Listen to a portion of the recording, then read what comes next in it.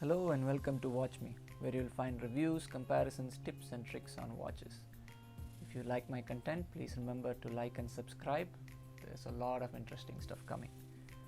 Over here I have what I consider to be the watch of the decade, the Tudor Black 58. This was a follow-up to Tudor's Black Heritage, which they first launched with an ETA movement and later upgraded to have an in-house movement. The main game changer here was the way they basically tightened the specifications and made it a little more compact and easier to wear. And what that did to the watch essentially is it's just about perfectly proportioned for a dive watch. They made the case a little slimmer, and this is a 39mm wide case. The thickness is right around 12 millimeters. The lug to lug is right around 47 millimeters or so. Everything about it feels like it is done and sized and spec'd out for a reason, and it all works together incredibly well.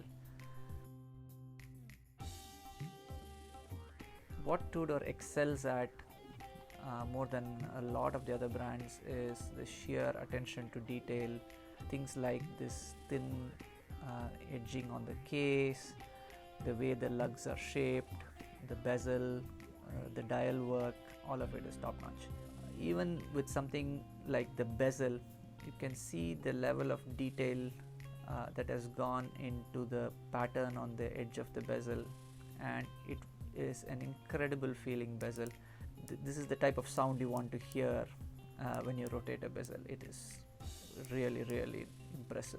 The weight balance is just about perfect. The matte coloring on the bezel and the dial just really give out a very purposeful look. It's going to age extremely well, and I think it's really going to stand out as one of the most important watches.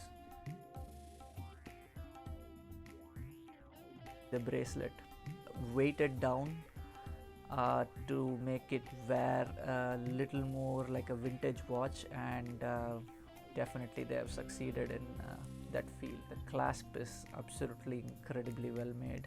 It feels solid. The machining on it is superb. The bracelet feels well made without feeling heavy. This is a very rare thing in the industry, where unfortunately most well-made bracelets end up being very heavy. I'd say it is one of my favorite bracelets to wear because it is so balanced and so easy to forget that you even have on your wrist.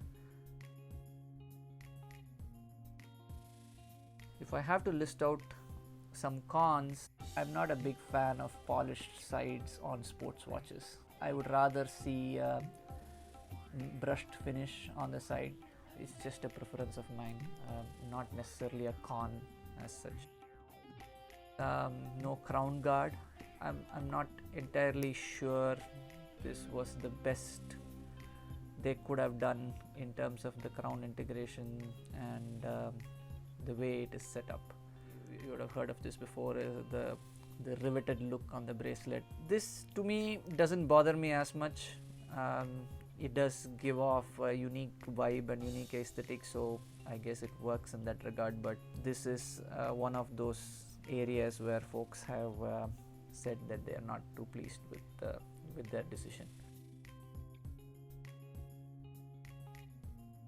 As it stands though, I highly recommend this watch. If you are in the market for a dive watch, this would be absolutely on top of the list.